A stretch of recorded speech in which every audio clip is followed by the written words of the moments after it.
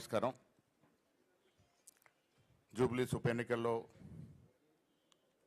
కాంగ్రెస్ అభ్యర్థి నవీన్ యాదవ్ గారు అత్యధిక మెజార్టీతో గెలిపినందుకు వారికి అభినందనలు. ముఖ్యమంత్రి గారికి ప్రత్యేక ధన్యవాదములు.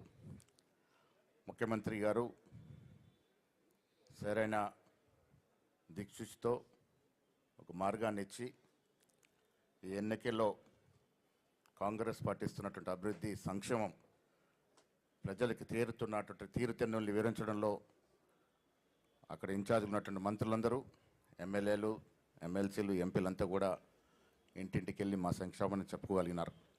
డిప్యూటీ ముఖ్యమంత్రి బట్టి విక్రమార్క గారు, నేను ఎప్పటికప్పుడు ముఖ్యమంత్రి గారి సలహా సూచనలతో కార్యక్రమాన్ని, సంక్షేమాన్ని ప్రజలకు తీరుతున్నట్టు తీరును వివరించడం జరిగింది.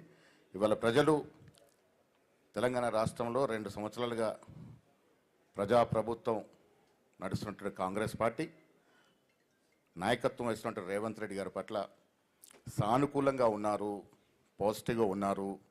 మేమంతా కూడా మీరు ఇస్తున్నటువంటి అభివృద్ధి సంక్షేమం పట్ల సంతృప్తిగా ఉన్నామన్నటువంటి సందేశాన్ని ఇవాళ జూబ్లీస్ జరిగినటువంటి ఎన్నికల ద్వారా తెలియజేయడం జరిగింది.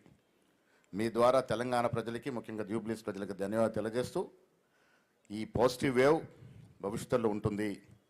మళ్ళీ 3 ఏళ్ల తర్వాత జరిగే ఎన్నికల్లో కూడా కాంగ్రెస్ పార్టీ 100కు పైగా సీట్లు గెలుచుకొని రేవంత్ రెడ్డి గారి నాయకత్వంలో మళ్ళీ కాంగ్రెస్ ప్రభుత్వం ఏర్పాటు చేస్తుంది.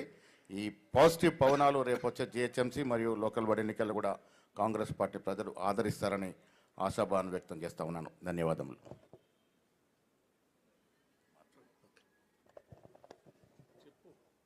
ఇప్పుడు గౌరవనీయులు ముఖ్యమంత్రి రేవంత్ రెడ్డి గారు మీతో మాట్లాడతారు. ఈ పత్రికా సమావేశంలో పాల్గొన్న పిసిసి అధ్యక్షులు మిత్రులు మహేష్ కుమార్ గౌడ్ గారు, ఉప ముఖ్యమంత్రి వర్యులు మిత్రులు బట్టి విక్రమార్క గారు, సహచార మంత్రివర్గ సభ్యులు, నూతనంగా ఎన్నికైన